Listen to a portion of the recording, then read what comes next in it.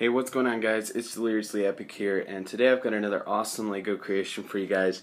Today I've built the DSR 50 straight from Black Ops 2 in LEGO form. Now, this video is recorded on July 4th, aka Independence Day for America. And yes, happy Canada Day, or happy any holiday, for all Canadians. I did not say Canadians, don't worry. And happy Canada Day for Evan or Vanos Gaming. So there we go, we got that out of the way. But let's go ahead and show you guys some of the cool things of this gun. And let's go ahead and start with the caliber that this gun's in, as well as the clip. Now this clip does come out from behind the handle, so it is a bullpup gun. And even the DSR-1, which is actually the current version that's out right now, is bullpup and has a storage compartment in the front for a extra clip to go, just for quick mobility speed when reloading, which is really cool.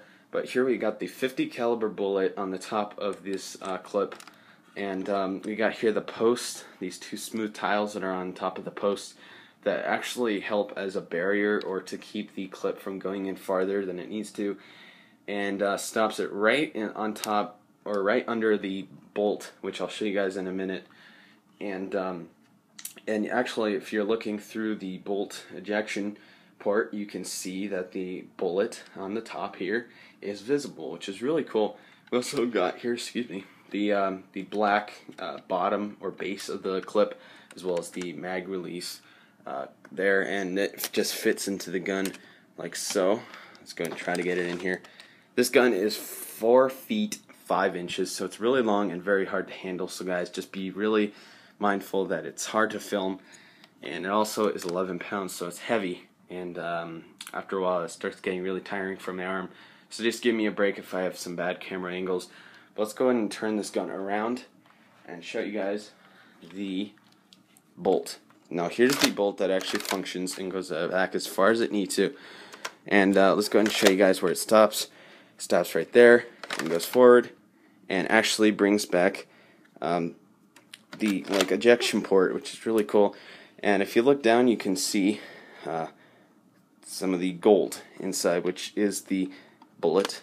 As you can see it move in there, and it's really cool. You can see it through the ejection port, so it actually can come out. Now the bolt was really hard to design, just because of the fact that I did make it hollow underneath the bolt, so that you can see the bullet underneath, where the ejection port slides across.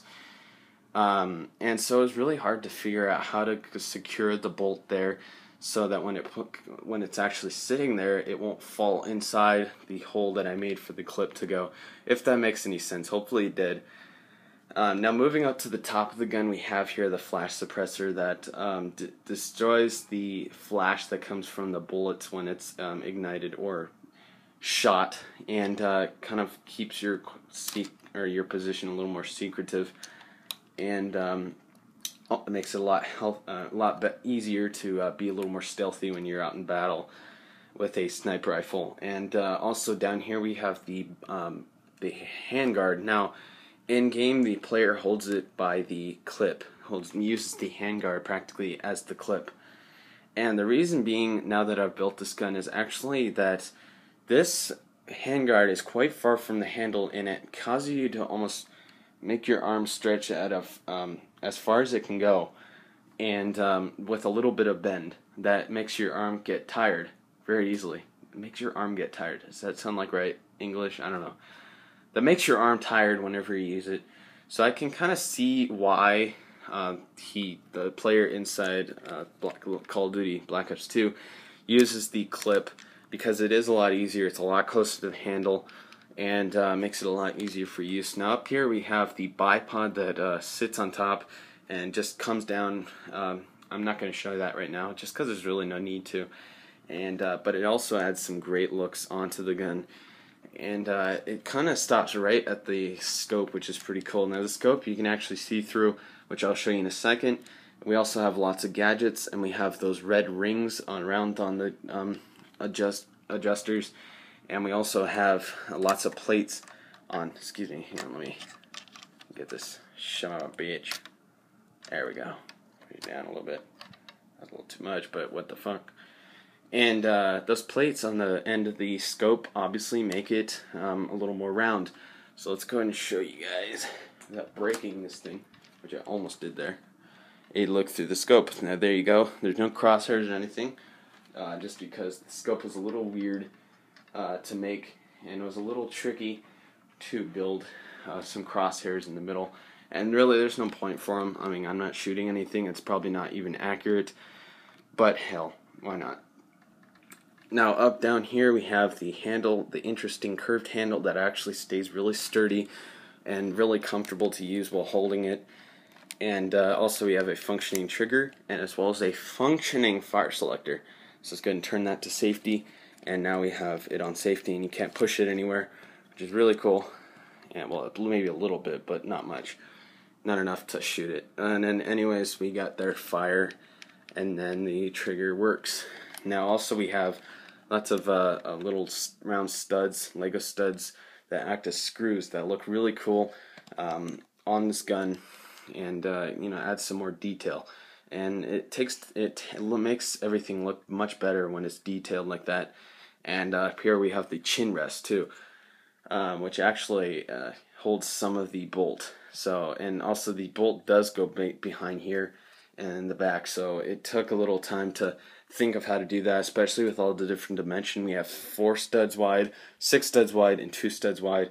And we also have the slopes here that kind of add that little like canal area on both sides, and you can kind of see the shape of the chin rest, or the, you know, the pieces that stick out. And also on the bottom here we have the kind of like the rest of the bipod part, so you can, you know, set this gun on the ground, and the butt of the gun, or the back here, can sit on the ground, as well as the bipod come down and secure it. So you have 2 sides to secure it on. So that was really simple to make.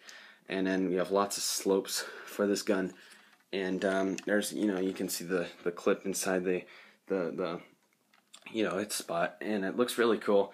We also have vents here, and it's kind of circular, and it was a little tricky to kind of replicate, you know, especially because every single one of these black pieces are plates inside, just to give it that nice look. And we also have you know, lots of slopes on each side, and we also have, you know, the gray little spots that come down in between the vents, so it looks really cool. And this gun all together just makes a masterpiece. Looks awesome. Definitely my best and favorite Lego creation yet. Tell me what you guys think in the comment section down below, and request what gun you want to see built up after the M1216, which is a shotgun that is 4 rounds, and then you have to spin it. You guys will see it if you watch that video. It's a little hard to explain, but also allow it to be unloaded and loaded. We're using some shotgun shells, not real, but Lego, and it'll be really fun to make, really challenging, but I've ordered some pieces to make it a little easier on myself. But anyways, not enough talking about that gun, more about this gun. And even though we're done with the video, hopefully you guys enjoyed the video one more time, and I'll see you all later. Penis.